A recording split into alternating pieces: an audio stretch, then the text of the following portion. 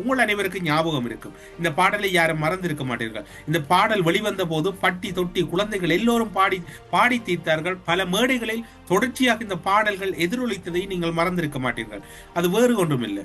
Enjoy enjoy பாடலை பாடியவர் தான் அப்போது இருந்த ஒரு பிரபல பின்னணி நாட்டுப்புற கலைஞர் அவர்கள். அந்த பாடல் பாடப்படுகின்றது. அந்த வரிகளில் இருக்கக்கூடிய துடிப்புகள் மக்களால் உணரப்படுகிறது.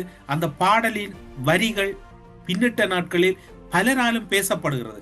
அதே பாடலை பாடிய பாடகர் பின்னாட்களில் கள்ளமௌனி என்கின்ற ஒரு பாடலை பாடுகிறார். அந்த கள்ளமௌனி என்கின்ற பாடலில் ஒட்டுமொத்தத்திலேயே அரசியலில் இருக்கக்கூடிய பிழைகளையும் அரசியலின் தவறுகளையும் பாடுகின்றார். அந்த பாடல் அவர் பாடிய போது அந்த முன்னர் என்ஜாய் என்ஜாய் பாடலை இசையமைத்த இசையமைப்பாளரால் இவர் அப்படியே மறைக்கப்படுகிறார், காணாமல் செய்யப்படுகின்றார்.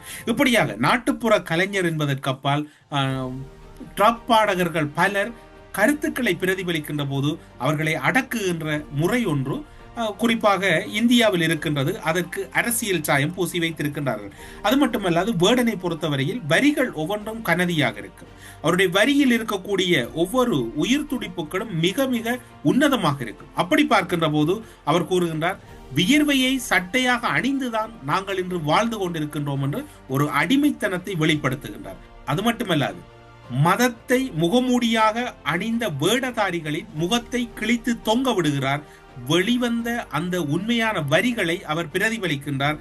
குறிப்பாக அந்த முகத்தை மறைத்து கொண்டு போலியாக வாழ்ந்த பலருடைய முகங்கள் வெளிக்கப்படுகின்றன. அதனுடைய தொடர்ச்சியாகத்தான் அவர் ஒரு பாடலின் வரிகளை அவர் உச்சரிக்கின்றார். அந்த பாடல் வரிகள் இப்போதும் சமூகத்திலே எதிரொலித்துக் கொண்டிருக்கின்றன. அது வேறு எதுவும் அல்ல, நான் பாணனல்ல பறையனல்ல புலையனல்ல நீ பிராமணனும் அல்ல ஒரு மயிரும் அல்ல என்று அவர் கூறுகின்ற அந்த வரி இன்று வரைக்கும் எல்லோராலும் கொண்டாடப்படுகின்றது. சாதிய ஒடுக்குமுறை, மத ரீதியான ஒடுக்குமுறை என்பது இந்தியாவில் ஒரு தீராத நோயாக தொடர்ந்து கொண்டிருக்கின்றது. அவருடைய பாடலின் வரிகளிலிருந்து அவரை உணரச் செய்து வெளிப்படுத்த வைத்திருப்பதனை இங்கு அவதானிக்கக்கூடியதாக இருக்கின்றது.